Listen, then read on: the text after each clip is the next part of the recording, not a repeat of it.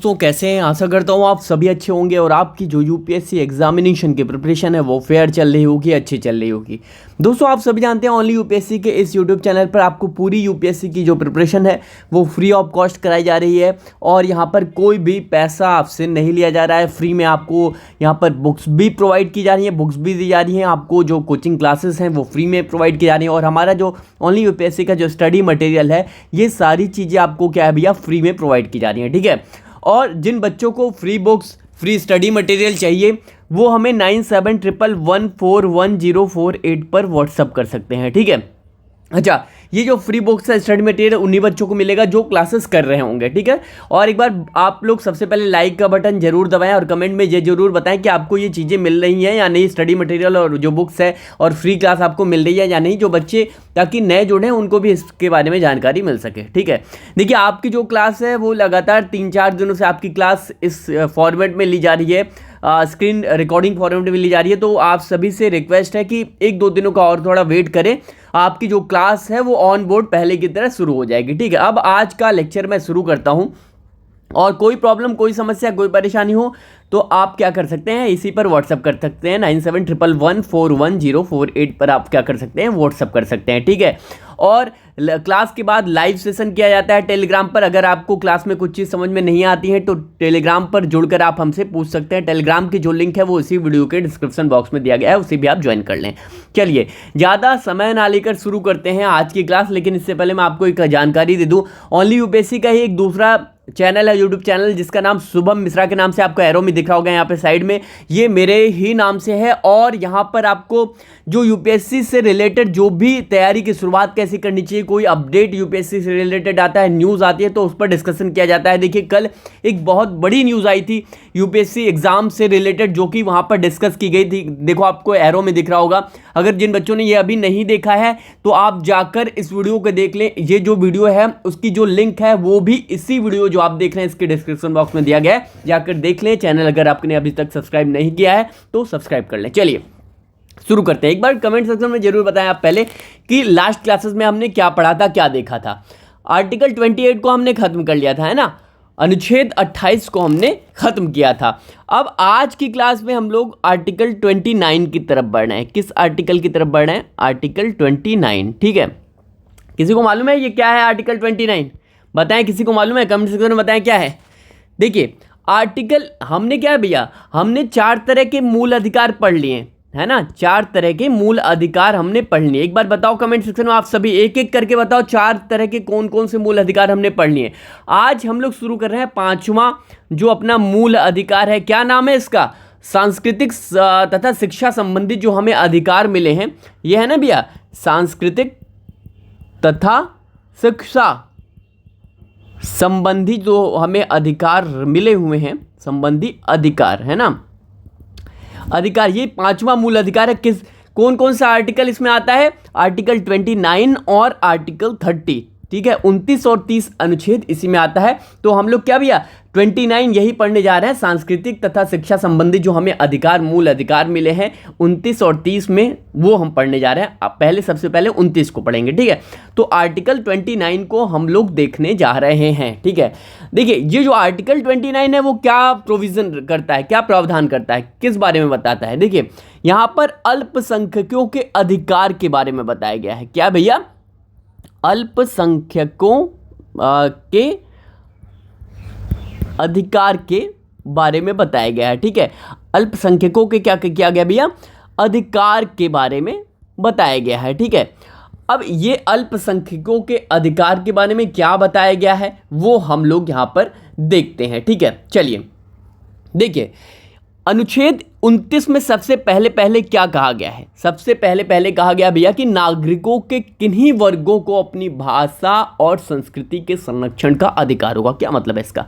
देखिए, सबसे पहले मैं लिखता हूं, उसके बाद आपको ब्रीफ करता हूं, डिस्कस करता हूं। यहाँ पर साफ साफ कहा गया भैया नागरिकों के किन्हीं वर्गों को अपनी क्या है भैया, अपनी भाषा एवं संस्कृति, लैंग्वेज और कल्चर वाला जो मामला है, संस्कृति के संरक्षण उसको प्रोटेक्ट करने का क्या है, राइट है, का अधिकार होगा।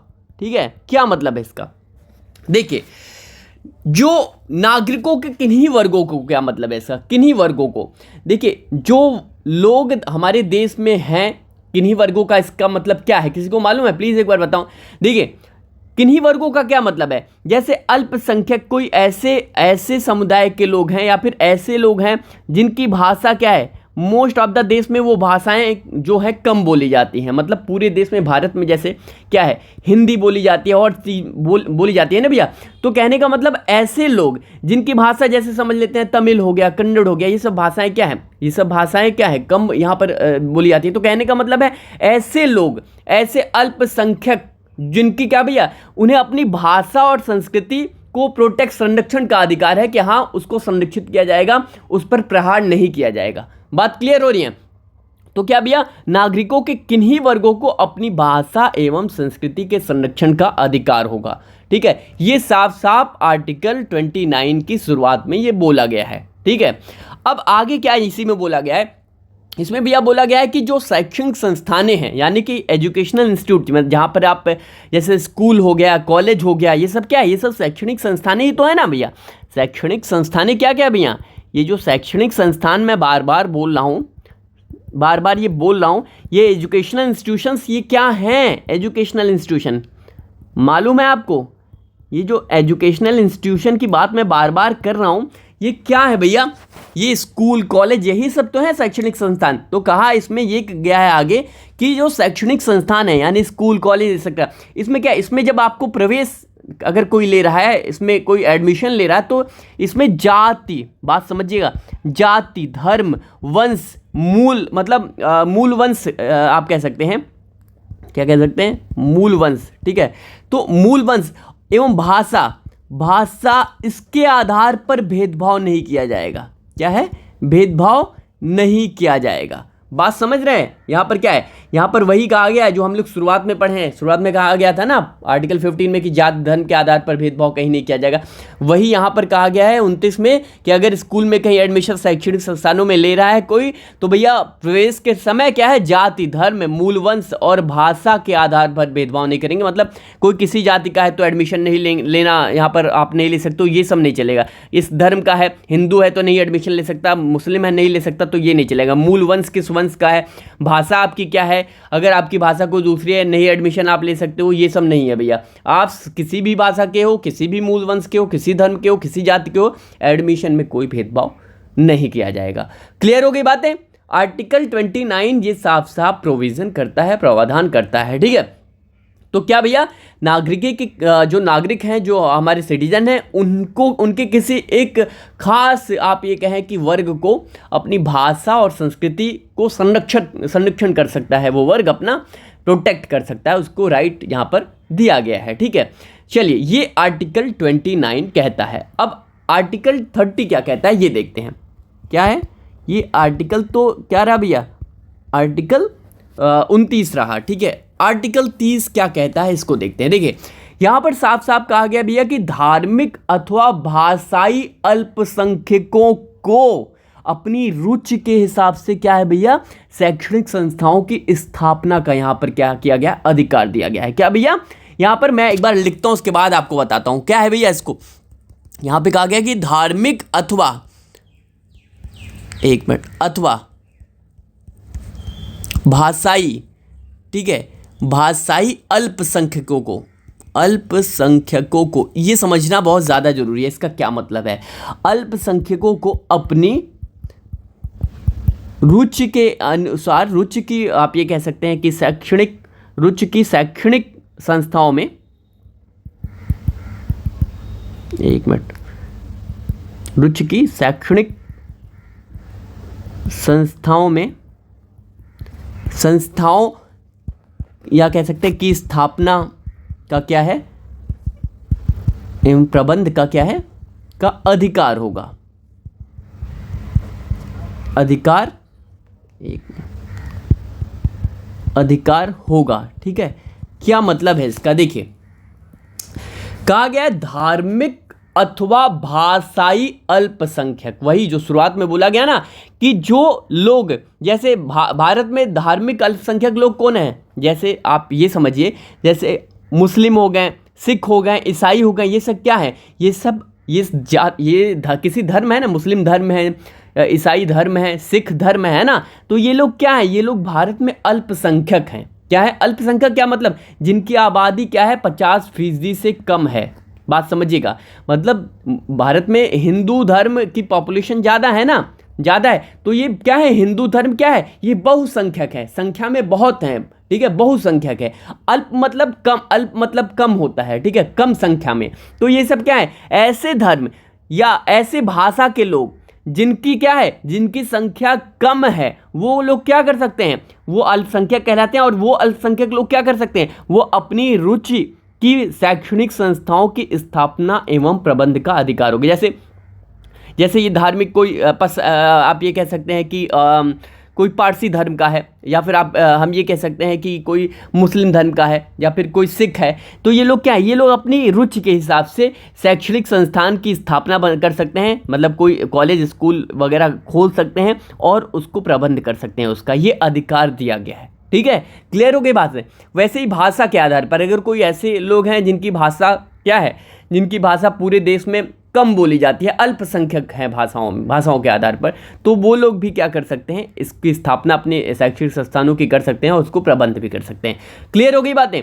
तो ये आर्टिकल 30 की शुरुआत में ये साफ साफ कहा गया है। ठीक है, क्या कहा गया है, आर्टिकल 30 की शुरुआत में ये सारी चीज़ें कही गई हैं। ठीक है, तो क्या है भैया, समझ में आ रही है चीज़ें? तो एक बार प्लीज़ कमेंट सेक्शन में बताएं कि आपको चीज़ें समझ में आ रही हैं। और अभी तक आपने लाइक का बटन नहीं दबाया है तो प्लीज़ सबसे पहले लाइक का बटन जरूर दबा दें। ठीक है, अब यहाँ पे प्रश्न ये उठता है, ये जो अल्पसंख्यक यानी माइनॉरिटी वाली बात आ रही है कि माइनॉरिटीज़ वाले लोग कौन कौन से हो सकते हैं, इसका मतलब क्या है, अल्पसंख्यक का मतलब क्या है का अभिप्राय क्या है, क्या मीनिंग निकलती है, अभिप्राय क्या है। ठीक है, अभी मैंने वैसे बता दिया आपको, लेकिन बात को समझिए। माइनॉरिटीज़ कौन कौन से लोग हैं जो माइनॉरिटीज़ में आ सकते हैं, अल्पसंख्यक में आ सकते हैं। पहले तो सबसे पहले मैंने वही आपको बताया, जिनकी संख्या देश में कम है, ऐसे समुदाय, ऐसे धर्म के लोग जिनकी संख्या देश में कम है। किससे कम है, और लोगों की अपेक्षा। जैसे क्या क्या कंडीशन है कि आप अल्पसंख्यक में आओगे। देखिए, सबसे पहले भैया यहाँ पर किया है कि संख्यात्मक रूप से जिस समुदाय की आबादी 50% से अगर कम हो तो वो लोग क्या है भैया, वो लोग इसमें आते हैं, अल्पसंख्यक में आते हैं। तो क्या भैया, संख्यात्मक क्या है, यानी कि संख्या में अगर क्या है, डिजिट में अगर वो क्या है, रूप में जिस समुदाय की आबादी क्या है, जिस समुदाय या धर्म समुदाय की आबादी, पॉपुलेशन क्या है, आबादी क्या है भैया, आबादी 50% से कम हो। ठीक है, ठीक है, तो ये क्या है, ये अल्पसंख्यक में आते हैं। ठीक है, क्या आते हैं, अल्पसंख्यक में आते हैं। देखिए, वहीं आगे क्या क्या आ गया है, आगे ये कहा गया कि भैया ये कैसे डिसाइड किया जाएगा कि ये अल्पसंख्यक है ये धर्म, और ये धर्म ये वाला भी अल्पसंख्यक है, कैसे, तो ये राज्य स्तर पर इसका डिसाइड किया जाता है, स्टेट लेवल पर इसको डिसाइड किया जाता है। इसका निर्धारण होता है कि कौन सा जो समुदाय है, कौन सी जो धर्म है, वो क्या है, वो निर्धारण उसका है कि भैया वो किस अल्पसंख्यक है या नहीं। तो यहाँ पर क्या है भैया, अल्पसंख्यकों का निर्धारण क्या किया जाता है,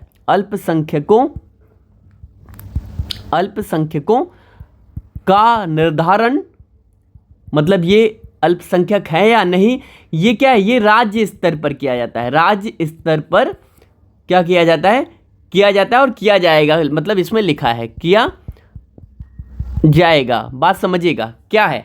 जैसे आप महाराष्ट्र से आते हैं, ठीक है, तो महाराष्ट्र से अगर आप आते हैं या एमपी से आते हैं, तो यहाँ पर क्या है, यहाँ पर ये डिसाइड किया जाएगा राज्य स्तर पर कि ये जो समुदाय है, धर्म है, ये क्या है, ये आती है, अल्पसंख्यक में आती है यहाँ पर नहीं। अब बताएं, एक बात बताओ आप कि अगर ये जो मुस्लिम समुदाय है, देश में मुस्लिम समुदाय क्या है, अल्पसंख्यक है ना, क्योंकि उनकी आबादी औरों की अपेक्षा, जैसे हिंदुओं की अपेक्षा कम है। एक एग्जांपल देके आपको बताता हूँ। ठीक है, तो ये लोग क्या है, ये अल्पसंख्यक में आते हैं। ठीक है, पूरे देश में क्या है, ये लगभग अल्पसंख्यक में आते हैं। लेकिन वहीं पर, और हिंदू क्या है, हिंदू बहुसंख्यक में आते हैं। लेकिन जब हम कश्मीर जाते हैं तो कश्मीर में क्या है भैया, कश्मीर में आपका जो हिंदू समुदाय के लोग हैं वो हिंदू समुदाय के लोग कम हैं, है ना। तो वहाँ पर क्या है, हिंदू समुदाय के लोग क्या है, अल्पसंख्यक हैं, और मुस्लिम समुदाय के लोग यहाँ पर बहुसंख्यक में हैं, ठीक है, बहुसंख्यक में आते हैं। तो ये क्या है, यही बात यहाँ पर कही गई है कि भैया कि अल्पसंख्यक का निर्धारण राज्य स्तर पर किया जाएगा, ठीक है, किस राज्य में क्या है वो अलग अलग है, तो ये इस आधार पर किया जाएगा, ठीक है। अब ये अखिल भारतीय स्तर पर इसका निर्धारण नहीं होगा, मतलब ये कहें कि पूरे भारत का हम डिसाइड कर लें और कह दें कि पूरे भारत में ये जो धर्म है वो अल्पसंख्यक है, तो ये अखिल भारतीय स्तर पर इसका निर्धारण नहीं किया जाता है, बल्कि क्या है, राज्य स्तर पर किया जाता है, ठीक है, ठीक है, ये आप समझ गए ना।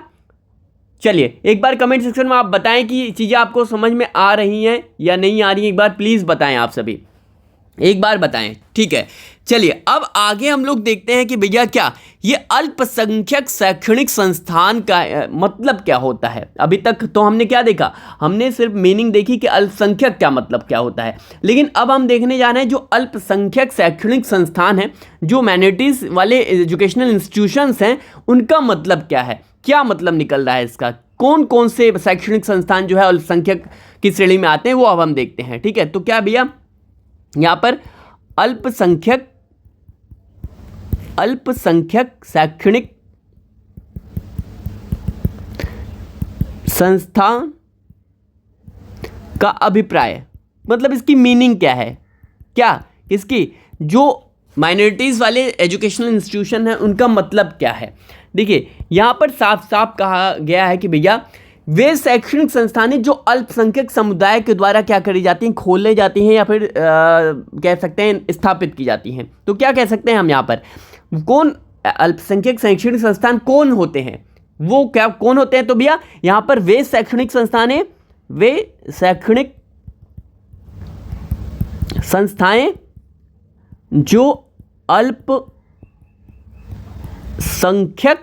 समुदाय द्वारा क्या है, समुदाय द्वारा स्थापित की जाती हैं या खोली जाती हैं, स्थापित हैं या खोली जाती हैं, जो भी है, ठीक है। तो यहाँ पर क्या है, ये कैसे पता चलेगा कि ये शैक्षणिक संस्थान जो है वो अल्पसंख्यक शैक्षणिक संस्थान है, मतलब क्या है, तो ये कह लें कि जो ऐसे स्कूल या फिर ऐसे कॉलेज मान लेते हैं जो किसके द्वारा खोला जाता है, अल्पसंख्यक समुदाय के द्वारा खोला जाता है, वो क्या कहलाते हैं, वे शैक्षणिक संस्थाएं क्या कहलाती हैं, वे शैक्षणिक संस्थानें, उनको क्या कहेंगे, अल्प शैक्षणिक संस्थान उन्हें कहेंगे, ठीक है। जैसे एग्जांपल के रूप में आपको बताऊं कि जैसे कोई जैन समुदाय के लोग हैं, ठीक है, जैन समुदाय के लोग हैं, जैन धर्म के लोग हैं, वो अपना क्या खोल रहे हैं, वो अपना मान लेते हैं एक स्कूल खोल रहे हैं या एक कॉलेज खोल रहे हैं। तो ये जैन समुदाय के लोग क्या हैं, ये जैन समुदाय के लोग भारत में क्या हैं, अल्पसंख्यक हैं, है कि नहीं। देखिए 2014 ये जैन समुदाय आपका 27 जनवरी 2014 को, ठीक है, भारत सरकार ने क्या किया, एक अधिसूचना जारी की केंद्र सरकार ने, और कहा कि ये जैन समुदाय के लोग क्या है, अल्पसंख्यक सूची में आते हैं, और इनको अल्पसंख्यक सूची में डाल दिया जैन समुदाय को, इससे पहले नहीं आते। तो भैया 27 जनवरी 2024 को केंद्र सरकार की अधिसूचना के तहत क्या किया गया, जैन समुदाय के लोगों को क्या कहाँ डाला गया, आपका माइनॉरिटीज़ में डाल दिया गया कि वो अल्पसंख्यक में आते हैं। तो क्या है, जैसे जैन समुदाय के लोग को यहाँ पे स्कूल इंस्टीट्यूशन खोलना है, तो ये क्या है, ये जो शैक्षणिक संस्थाएं हैं क्या है, ये जो इनके द्वारा स्थापित की जा रही हैं, शैक्षणिक संस्थानें खोली जा रही हैं, तो वो ये क्या कहें, ये यही अल्पसंख्यक शैक्षणिक संस्थान कहलाएगी, ठीक है। क्लियर हो गई बातें, क्लियर हो गई तो प्लीज़ एक बार बताएं, एक बार बताएं। देखिए ये तो सारी चीज़ें हैं, लेकिन यहाँ पर AMU आपने नाम सुना होगा ना, अलीगढ़ मुस्लिम यूनिवर्सिटी, आपने नाम सुना होगा, अलीगढ़ में है ये। लेकिन ये जो अलीगढ़ मुस्लिम यूनिवर्सिटी है, ये क्या है, ये अल्पसंख्यक शैक्षणिक संस्थानों में नहीं आती। अब नाम तो आप, ये क्या है, ये अल्पसंख्यक शैक्षणिक संस्थानों में नहीं आती, माइंड क्लियर कर लें। अलीगढ़ विश्वविद्यालय जो है, मुस्लिम विश्वविद्यालय, वो क्या है, वो इसमें नहीं आता, ठीक है। क्लियर हो गई आपको बातें। चलिए अब यहाँ पर हम लोग क्या देखने जा रहे हैं कि ये जो, जैसे आप जैसे स्कूल कोई खोल रहा है शैक्षणिक संस्थान का, अल्पसंख्यक वाला, जैसे कोई मुस्लिम समुदाय के व्यक्ति हैं जो खोलना चाह रहे हैं, कोई स्कूल कोई कॉलेज खोलना चाह रहे हैं, या फिर कोई जैन धर्म के हैं कोई स्कूल कॉलेज खोलना चाह रहे हैं, तो इनको कैसे ये खोलेंगे और इनका प्रबंध कैसे करेंगे, क्या अधिकार मिले हैं, वो अब हम देखने जा रहे हैं। ठीक है, तो क्या है भैया, हेडिंग क्या अपन लोगों की, हेडिंग है स्थापना और प्रबंध के अधिकार का जो मतलब क्या है, कैसे अभिप्राय इसका निकलता है, क्या स्थापना और प्रबंध के अधिकार का मतलब क्या है, कि अधिकार का अभिप्राय क्या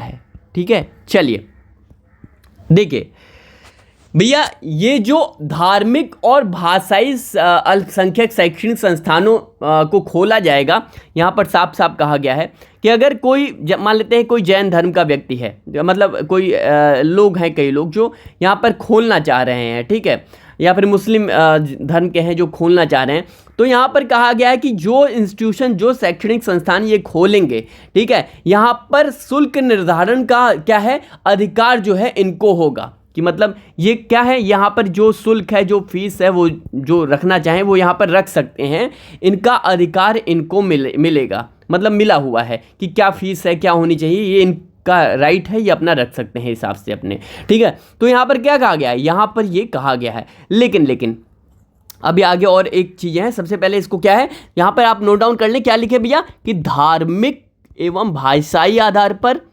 भाषाई अल्पसंख्यकों को क्या है भैया, को शैक्षणिक संस्थानों, ये कह सकते हैं धार्मिक एवं भाषाई अल्पसंख्यक शैक्षणिक संस्थानों को, अल्पसंख्यक शैक्षणिक संस्थाओं को शुल्क निर्धारण, ठीक है, समझ रहे हैं ना, कि फीस क्या होगी वो डिसाइड करने का क्या है, राइट है, का अधिकार क्या है, अधिकार होगा। ठीक है, अब ये तो क्लियर हो गई बातें, क्लियर हो गई, समझ में आ रही चीज़, एक बार बताएं। लेकिन सुप्रीम कोर्ट ने कहा आगे कि भैया, ये भी सुप्रीम कोर्ट में इसमें ऐड ऑन किया, सुप्रीम कोर्ट ने कहा कि भैया शैक्षणिक संस्थाएं जो हैं वो क्या है, वो व्यावसायिक संस्थान नहीं है, इसलिए डोनेशन आप नहीं ले सकते। ये जो शैक्षण, मान लेते हैं कि कोई समुदाय के लोग यहाँ पर अपना इंस्टीट्यूशन खोलना है, ये डोनेशन नहीं ले सकते, बात समझ रहे हैं, डोनेशन यहाँ पर उनको नहीं मिल सकता है। ठीक है, तो ये चंदा वाला जो है ना, चंदा मिलना, यहाँ पर चंदा एकत्रित करना, इसका अधिकार नहीं है। न्यायालय ने साफ साफ क्या कहा, न्यायालय ने कहा कि जो शैक्षणिक संस्थाएं हैं, न्यायालय ने क्या कहा, न्यायालय ने कहा कि ये जो शैक्षणिक संस्थाएं हैं, शैक्षणिक क्या है, संस्थाएं क्या हैं, वो क्या है, वो व्यावसायिक संस्थाएं नहीं हैं। बात समझिएगा, व्यापार वाला माध्यम यहाँ नहीं है कि स्कूल खोल लो, कॉलेज खोल लो, ये व्यापार करना यहाँ नहीं है। तो व्यावसायिक क्या है, व्यावसायिक संस्थाएं नहीं है, इसलिए क्या आप आगे लिख लें, इसलिए इन्हें डोनेशन लेने का अधिकार नहीं है। ये सुप्रीम कोर्ट ने साफ साफ, न्यायालय ने यहाँ पर कहा। क्लियर हो गई बातें, तो यहाँ पर इनको क्या है, इनको डोनेशन का अधिकार नहीं है, नहीं मिला हुआ है। क्लियर हो गई बातें, अगर क्लियर हो गई तो प्लीज़ एक बार कमेंट सेक्शन में बताएं आपकी चीज़ें आपको क्लियर हो रही हैं। ठीक है, अब देखिए यहीं आगे क्या कहा गया है, यहीं आगे इसी में कहा गया कि भैया शैक्षणिक जो संस्थाएं हैं, जो संस्थान है, वो अल्पसंख्यकों की प्रवेश की जो मात्रा है वो क्या है, वो डिसाइड करेंगे कि कितनी, जैसे मान लेते हैं कोई इंस्टीट्यूशन है, ये इंस्टीट्यूशन है, ये स्कूल खोला गया है, कॉलेज खोला गया है, तो यहाँ पर कितने प्रतिशत लोग जो हैं, जैसे मुस्लिम समुदाय ने यहाँ पर कोई स्कूल खोला, ये स्कूल खोल दिया, तो ये जो मुस्लिम समुदाय के लोग यहाँ पर जिन्होंने जो संस्था खोला होगा, वो डिसाइड करेगा कि कितने % यहाँ पर प्रवेश किसको किया जाएगा, मुसलमानों का किया जाएगा या किसका किया जाएगा, ये इन पर ही डिपेंड करता है, इन पर ही डिसाइड करने को दे दिया गया। ठीक है, तो यहाँ पर क्या है, शैक्षणिक संस्थाएं जो हैं उनमें अल्पसंख्यकों के प्रवेश की मात्रा का भी निर्धारण क्या है, यही लोग करेंगे। कौन लोग, जो खोलेंगे, जो संस्थाएं खोल रहे हैं। क्या भी यहाँ पर कहा गया, यहाँ पर कहा गया शैक्षणिक संस्थान द्वारा क्या है, संस्थान में क्या है, में अल्पसंख्यक के प्रवेश का क्या करेंगी, प्रवेश की मात्रा का क्या कर सकती हैं, मात्रा का निर्धारण कर सकती हैं, डिसाइड कर सकती हैं, निर्धारण करेंगी। ठीक है, ये यहाँ पर कहा गया है। लेकिन यहाँ पे ये भी कहा गया है कि ये तो आप करोगे, लेकिन बशर्ते जो प्रवेश की प्रक्रिया है, जो प्रोसेस है, वो पारदर्शी होनी चाहिए, ट्रांसपेरेंट होना चाहिए। ऐसा नहीं है कि आप अपने मनमानी तरीके से वहाँ पर आप प्रवेश करा ले रहे हो और एंट्री दे रहे हो और एडमिशन ले रहे हो। नहीं, जो प्रवेश की प्रक्रिया है, क्या है, प्रवेश यानी एडमिशन की जो प्रक्रिया है, प्रोसेस है, वो क्या, ट्रांसपेरेंट होना चाहिए। प्रवेश प्रक्रिया क्या होना चाहिए, पारदर्शी होनी चाहिए, पार दिखनी चाहिए कि हाँ भैया आप कोई गलत धांधली तो नहीं कर रहे हो, ये क्या है, पारदर्शी होनी चाहिए। तो यहाँ पर क्या है, यहाँ पर इस तरह की क्या है, छूट मिली हुई हैं। किनको मिली हुई भैया, ये जो धार्मिक आधार पर और भाषाई आधार पर जो अल्पसंख्यक लोग हैं, उन्हें अपने स्कूल, शैक्षिक संस्थान, इंस्टीट्यूशन को खोलने का यहाँ पर अधिकार मिला हुआ है। इसीलिए देखिए, भारत का जो संविधान है वो बहुत ज़्यादा ये कहें कि आप ये कहें कि किसी एक धर्म की ओर झुका हुआ है, तो नहीं भैया, सभी धर्म को लेकर चल रहा है। यही वजह है कि हम इतनी बड़ी आबादी, इतना बड़ा देश, सभी धर्म के लोग रहते हैं, उसके बावजूद हमारा जो देश है वो एक फेयर तरीके से चल रहा है, सभी अच्छे से यहाँ पर चीज़ें चल रही हैं। अब देखिए, पॉलिटिकल मामला अलग होता है, कोई किसी पर क्या आरोप लगा रहा है कि हाँ नहीं, देश में इस तरह की चीज़ें चल रही हैं, वो अलग बात है, वो राजनीतिक मामला है। अभी जो लोग सत्ता में हैं, वो लोग जब विपक्ष में चले जाएंगे तो वो लोग अभी सरकार पर, जो आने वाली सरकार होगी, उन पर आरोप लगाने लगेंगे कि हाँ भैया अभी देश में तो जीने की स्वतंत्रता नहीं है, ये मामला है, वो है। ठीक है, तो ये पॉलिटिकल चीज़ें चला करती हैं। लेकिन सही पूछा जाए, वाकई में हमारा जो देश है, वहाँ पर हिंदू, मुस्लिम, जो विभिन्न प्रकार के जो धर्मों के लोग एक साथ रह रहे हैं, ये तभी अच्छी पॉसिबल हो पा रहा है जिस तरह से हमारा जो संविधान है, कितने अच्छे तरीके से इसको बनाया गया। यही वजह है कि ये अभी पॉसिबल हो पाया है। ठीक है, तो क्लियर हो गई बातें आपको। तो अब देखिए, यहाँ पर तो सारी चीज़ें दी गई हैं कि सबको यहाँ पर अधिकार है, लेकिन जो सरकार है वो संस्थाओं पर कुछ नियंत्रण भी लगा सकती है। जो सरकार है, ये जैसे अल्पसंख्यक और भाषाई आधार पर आप कोई स्कूल, कॉलेज, संस्था खोल रहे हो, तो उस पर सरकार क्या है, कुछ नियंत्रण भी लगा सकती है। तो वही देख रहे हैं हम लोग, क्या है भैया, हम लोग ये देखने जा रहे हैं कि किन विषयों पर क्या है, किन विषयों पर सरकार का संस्थाओं पर नियंत्रण रहेगा, किन विषयों पर सरकार का संस्थाओं पर नियंत्रण रहेगा, नियंत्रण रहेगा। ठीक है, ठीक है। अब देखिए, किन विषयों पर संस्थान सरकार का जो है वो नियंत्रण है। देखिए, जैसे स्कूल या कॉलेज या फिर कोई भी शैक्षणिक संस्था, एजुकेशनल इंस्टीट्यूशन खोला जा रहा है, यहाँ पर शिक्षकों की जो शैक्षणिक योग्यता है, ठीक है, जैसे अल्पसंख्यक वाला क्या है, अल्पसंख्यक में अगर मान लेते हैं ये क्या है, ये खोल रहा है, कोई स्कूल यहाँ पर खोला जा रहा है, कोई कॉलेज खोला जा रहा है, कोई शैक्षणिक संस्थान यहाँ पर मान लेते हैं कि कोई सिख समुदाय द्वारा खोला जा रहा है। ठीक है, सिख धर्म के लोग यहाँ पर खोल रहे हैं, तो यहाँ पर जो शिक्षक यहाँ पर पढ़ाएंगे, ठीक है, शिक्षक यहाँ पर जो पढ़ाएंगे, जो टीचर पढ़ाएंगे यहाँ पर, इनकी क्वालिफिकेशन क्या होनी चाहिए, ये कितने पढ़े हैं, शैक्षणिक योग्यता क्या होनी चाहिए, ये इसका निर्धारण कैसे किया जाएगा। ये जो सिख समुदाय के लोग हैं या फिर मुस्लिम कोई भी समुदाय जो भी यहाँ पे इंस्टीट्यूट खोल रहा है, तो यहाँ पर क्या है, ये कैसे डिसाइड करेगा कि किन लेवल के लोगों को इसमें पढ़ाने का मौका दिया जाए।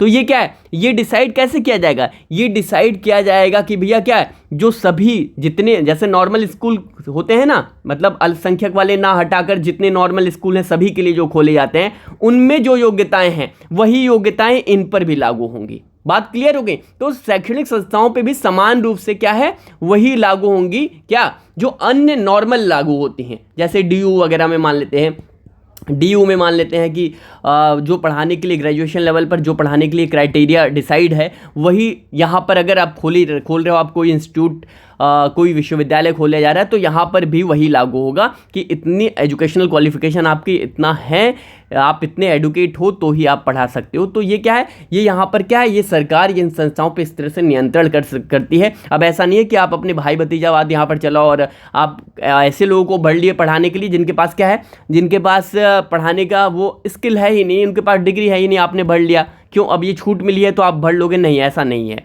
ठीक है, तो यहाँ पर क्या है भैया, क्लियर होगी बातें। तो यहाँ पर ये नियंत्रण लगाया गया कि भैया क्या, शिक्षकों की शैक्षणिक योग्यता जो है, ठीक है, कि शैक्षणिक योग्यता क्या है भैया, योग्यता का जो निर्धारण है, ठीक है, निर्धारण अल्पसंख्यक शैक्षणिक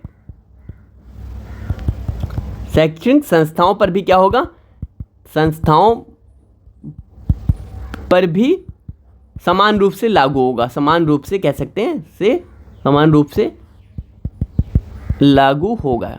ठीक है, क्लियर होगी बातें। तो इस तरह से क्या है, इस तरह से ये क्या है, सरकार इस पर थोड़ा नियंत्रण भी करती है। ठीक है, और क्या है, जैसे इस पर क्या नियंत्रण कर सकती है, यहाँ पर ये कहा गया कि भैया जैसे शैक्षणिक संस्थाओं का जो सत्र है, जैसे कि सत्र अगर मान लेते हैं जुलाई से चालू हो रहा है, एडमिशन यहाँ से हो रहा है और जुलाई से क्लासेस चालू हो रही हैं या फिर अप्रैल से चालू हो रही हैं, मतलब सभी स्कूलों में जिस तरह से या इंस्टीट्यूशन में जो चालू होती हैं, शैक्षणिक सत्र का निर्धारण भी उसी हिसाब से किया जाएगा। ऐसा नहीं कि आप अपना अलग से करोगे। तो क्या है भैया, शैक्षणिक सत्र का जो है निर्धारण भी इसी हिसाब से यहाँ पर किया जाएगा। तो ये क्या है, ये कुछ ऐसे बंदिशें लगाई गई हैं कि भैया आप खोलने का अधिकार है, आपको वहाँ पर आपको फीस लेने का अधिकार, ये सब अधिकार है, लेकिन ये सब है जैसे आप शिक्षकों की भर्ती कर रहे हो, वो क्या है, उनकी क्वालिफिकेशन क्या होनी चाहिए, सत्र क्या होनी, ये सब थोड़ा सा क्या यहाँ पर क्या किया गया है, यहाँ पर आपको थोड़ा सा प्रतिबंध लगाया गया है। ठीक है, अब देखिए यहाँ पर क्या है, ये सब प्रतिबंध लगाया गया है। चलिए अब ये आर्टिकल 30 हम लोग क्या देख रहे थे, आर्टिकल 30 देख रहे हैं ना, आर्टिकल 30 देख रहे हैं। अब ये आर्टिकल 30 में हमने ये सारी चीज़ें देखी। अब आर्टिकल 32 में यानी कि इसी आर्टिकल 30 में आगे क्या कहा गया है,